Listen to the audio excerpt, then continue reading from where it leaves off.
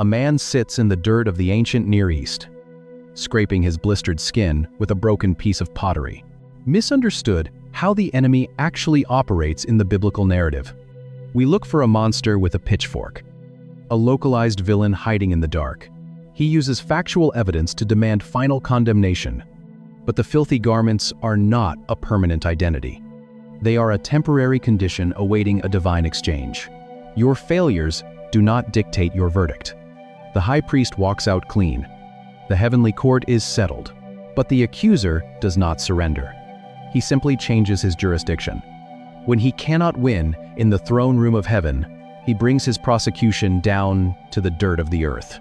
He waits for a new target. He waits for a desert.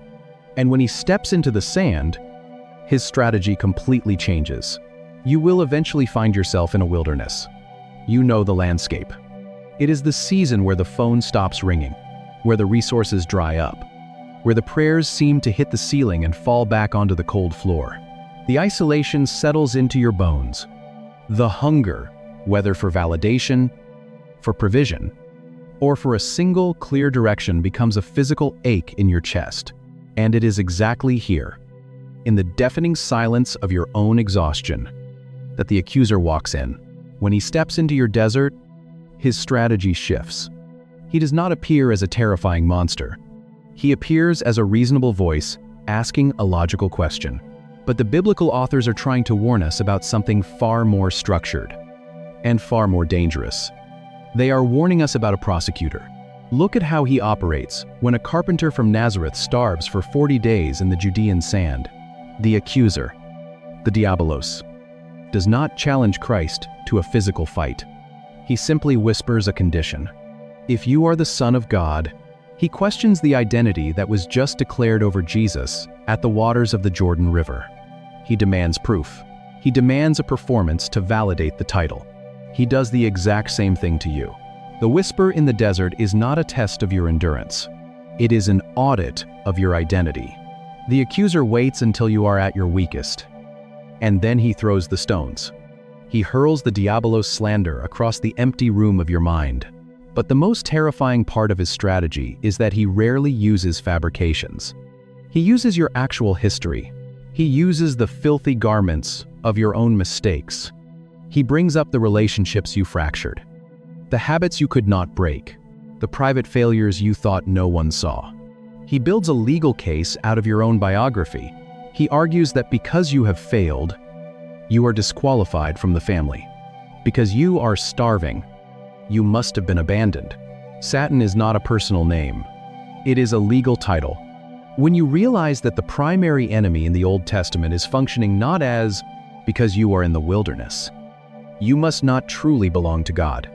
The target is always your name. He does not need to convince you that God is weak. He only needs to convince you that you are unacceptable. If he can get you to agree with his indictment, you will step inside a prison that God never built for you.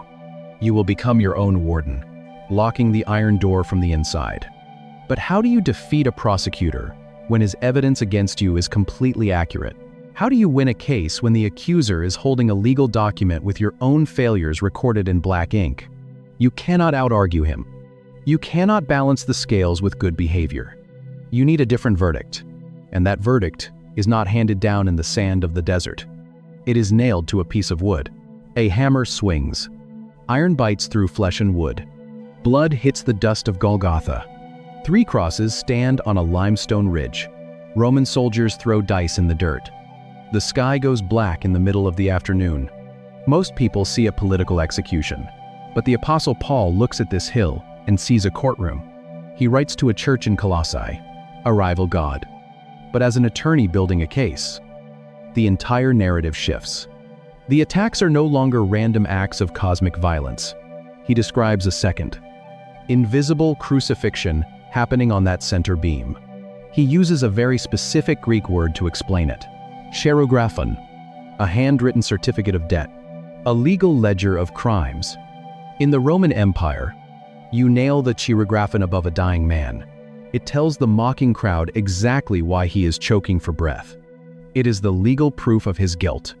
The accuser loves the cheirographon. He has spent centuries compiling it. He knows every secret buried in the human heart. He knows the exact weight of every failure. He has recorded every broken vow. He has documented every filthy garment. He holds the ledger before the throne of God. He points to the law. He demands blood. The law requires a death, so God provides one. The hammer falls. The spike tears through the hands of the son.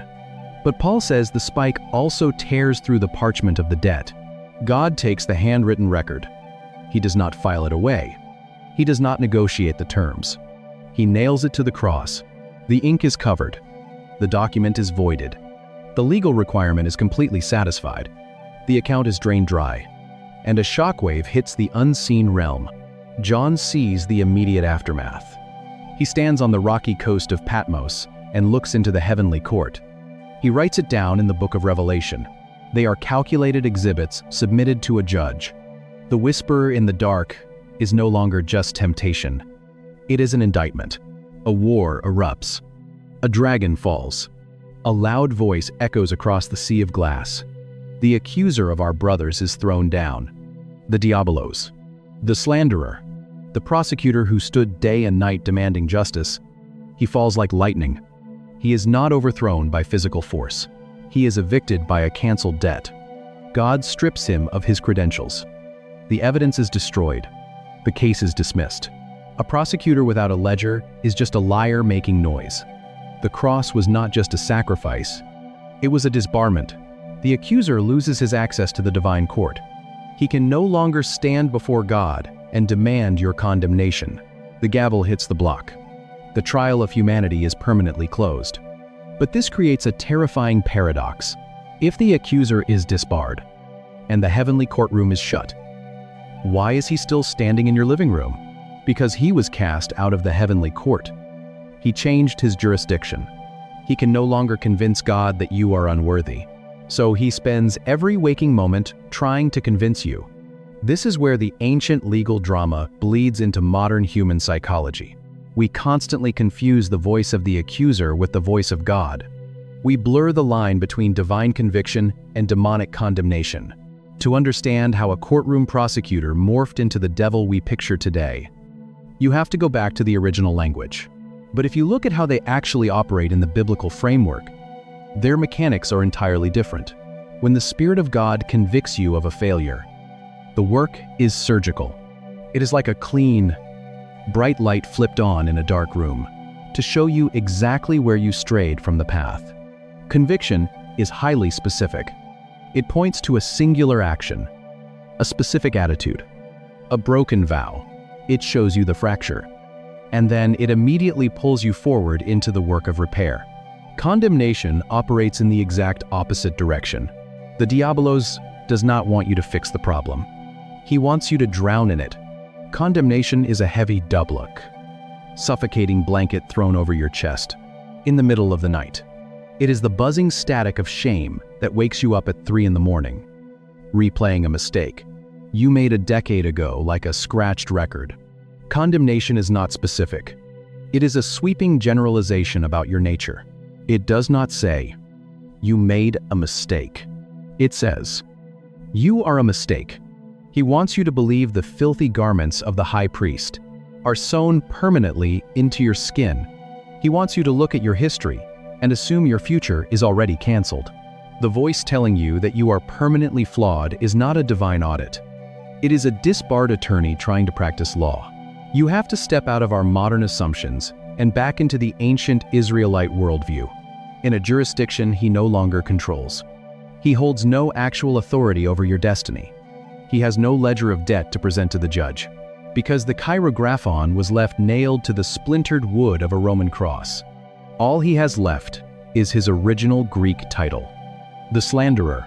He hurls words across the empty room of your mind, hoping you will pick them up, agree with them, and pronounce the final verdict on yourself. He relies entirely on your ignorance of the cross. If you do not know that the heavenly court has been adjourned, you will keep putting yourself on the witness stand. You will keep defending yourself against charges that have already been dismissed. You will keep negotiating with an accuser who has already been thrown out of the building. But there is a way to finally silence the courtroom in your mind. A prosecutor walks the earth looking for evidence and finds a man worshiping in the ash. An angel stands in a dirt road as a divine adversary and stops a prophet from destroying his future. A high priest stands in the holy place covered in human filth and walks out wearing pure white linen. A group of scholars translates a Hebrew scroll into Greek, and a legal title becomes a malicious slanderer. You have to look at the exact words they use to describe the being standing in the presence of God. A savior starves for 40 days in the desert sand and refuses to let a whisper redefine his identity. A Roman spike tears through the handwritten parchment of our debt, and a dragon falls from the heavenly court like lightning. A disbarred attorney tries to practice law in the middle of the night, and we finally realize the gavel has already dropped. Same adversary. Same defeated strategy. But maybe the part that stays with me most is the courtroom of Zechariah. Not the majesty of the room, not the terrifying silence of the angels, but the fact that God does not deny the human excrement on the priest's clothes. He does not pretend the failures are an illusion. He simply overrides the prosecutor's evidence with his own unyielding authority. If you are in a season where the static of shame is keeping you awake at 3 in the morning, where every failure from your past is being hurled across the room of your mind, you need to remember that the jurisdiction has changed. The voice demanding your condemnation is not sitting on the throne. He is standing outside the building. Stop taking the witness stand for a trial that was dismissed 2,000 years ago, and may the God who takes filthy garments and exchanges them for clean linen walk with you in your desert and remind you that. But the detail that changes how you read every spiritual attack in the Bible is found in a single, easily overlooked prefix. Your name is written in grace, not in guilt. If this opened something up for you, subscribe. Leave a comment. Even one word helps. Share this with someone who is fighting a battle in their own mind today. Pray for us as we keep digging into these ancient texts. Hebrew grammar has rules. Unbreakable rules. One of those rules governs how you identify a person. The ash of his ruined life covers his head. He has lost 10 children, his entire livelihood, and his physical health in the span of a single afternoon. You do not put a definite article in front of a proper name. You do not read about the Moses climbing a mountain. You do not read about the David throwing a stone. A name stands alone. But trace the ink on the earliest Hebrew scrolls of the Old Testament. Read the consonants, written right to left. The text does not introduce a character named Satan. It introduces Ha-Satan. The harsh breath of that Ha syllable changes everything. In Hebrew, Ha simply means the, and Satan is a common noun. It means an adversary, an opponent, an obstacle in the path. Put them together, and you do not get a cosmic villain with a pitchfork. You get the adversary. You get the accuser. It is not a personal identity. It is a legal role. In the ancient world, a Satan was simply someone who stood against you. A military enemy crossing the border was a Satan. A political rival whispering in the king's ear was a Satan. David faces them. Solomon faces them. Any person who blocked your path, challenged your motives, or questioned your legitimacy was functioning as your Satan. The word is so neutral in the Old Testament that even God's own messengers carry the title. The wind still howls across the collapsed stone of his eldest son's house. And somewhere above him, unseen by human eyes, look at the book of Numbers. A prophet named Balaam is riding his donkey down a dirt road. He is going somewhere he should not go. Suddenly, the donkey violently veers off the path. The animal crashes into a stone wall, scraping the prophet's foot against the rough rock.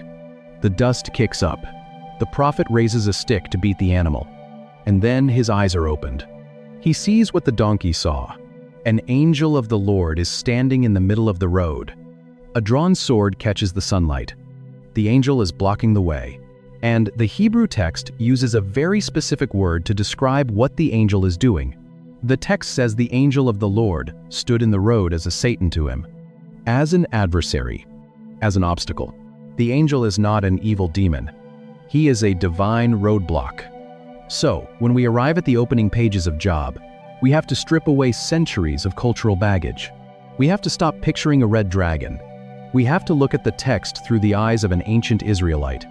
The being walking into the presence of God does not have a personal name. He has a badge. He has a title. He has a specific job description. He is Hasatan, the accuser. His job is to question. A conversation is taking place in a divine throne room. Most people read this story, the opening of the book of Job, and they assume they know exactly. His job is to point a finger. His job is to look at human behavior and demand evidence. Satan is not a rebel trying to overthrow the throne. He is the prosecuting attorney of the heavenly court. And that brings us to the moment the doors of that exact court swing open. Picture the scene in the first chapter of Job. The divine council gathers. The throne room of God is not a quiet, ethereal cloudscape. It is an active royal court. Beings of immense power, the sons of God, take their places on a floor that the ancients described as gleaming lapis lazuli, and walking in right alongside them is the accuser. He is not sneaking through the back door. He is not a banished exile crashing the party in disguise. He is part of the assembly. He walks across the polished floor with the dust of the earth still on his feet. He has been patrolling. He has been watching. God speaks first. He asks the accuser where he has been. The accuser gives the answer of an investigator. He has been going to and fro on the earth, walking back and forth on it. He has been pacing the human realm, gathering evidence. Then God offers Exhibit A. He points to a man in the land of Uz. Have you considered my servant Job? There is no one like him on the earth. A blameless and upright man. This is the moment most readers misunderstand. Who is standing in that heavenly court? They picture the ultimate cosmic villain. They imagine a fallen angel who has been thrown out of the heavens. They expect a cosmic villain to snarl, to throw fire, to unleash immediate physical violence against the throne. But the accuser does not draw a sword. The silence in the room hangs heavy. He asks a question, a surgical, terrifyingly precise legal question. Does Job fear God for nothing? The accuser points a finger at the hedge of protection around Job's life.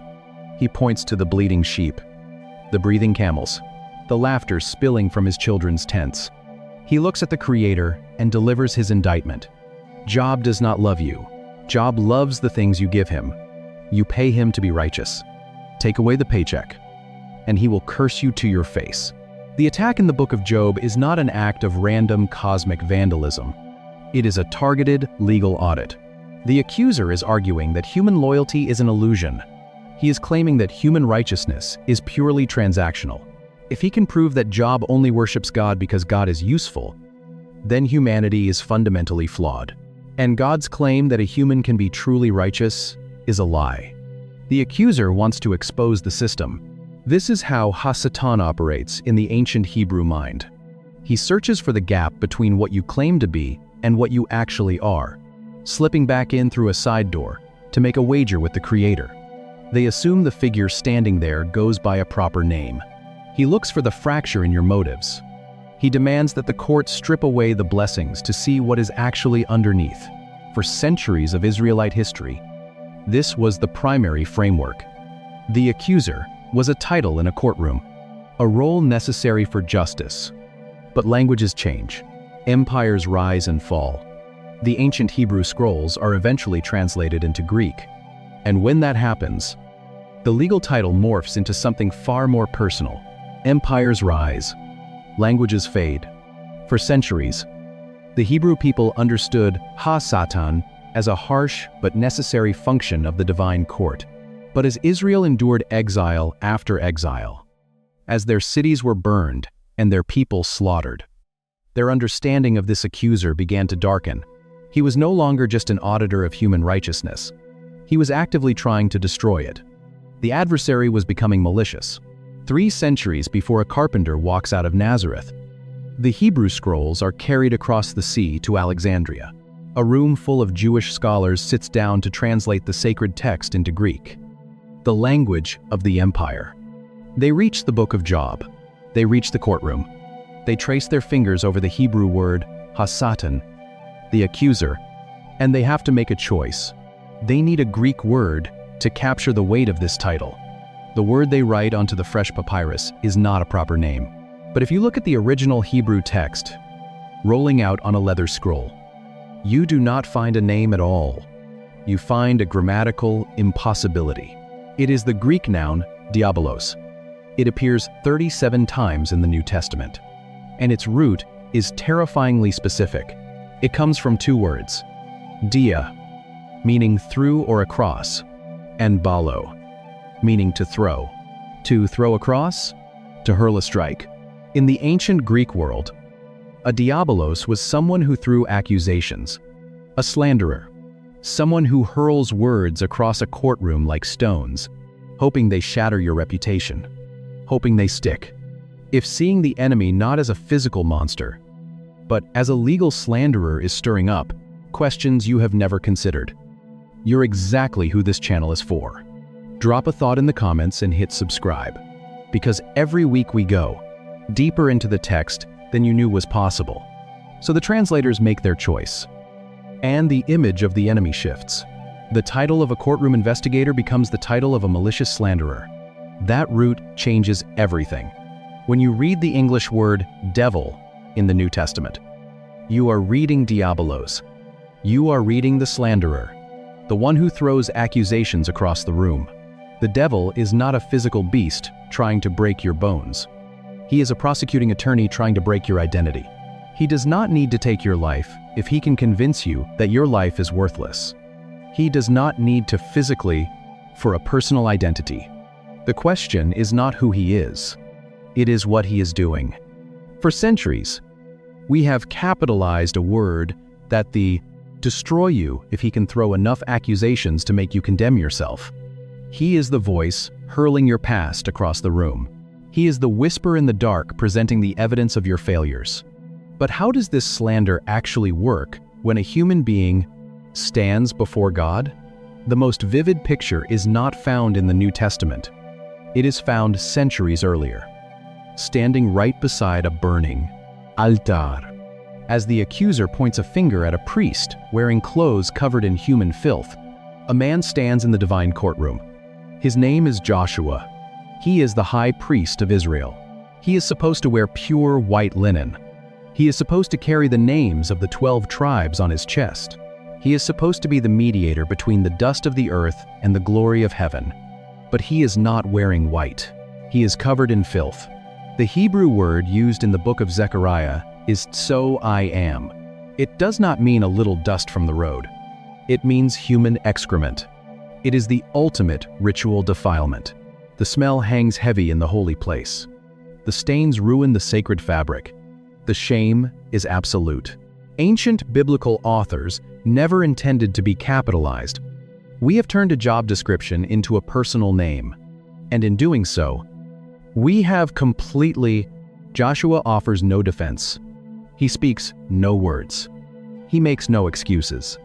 He just stands in the suffocating silence of his own undeniable guilt, and standing right beside him, at his right hand, is Hasatan, the accuser.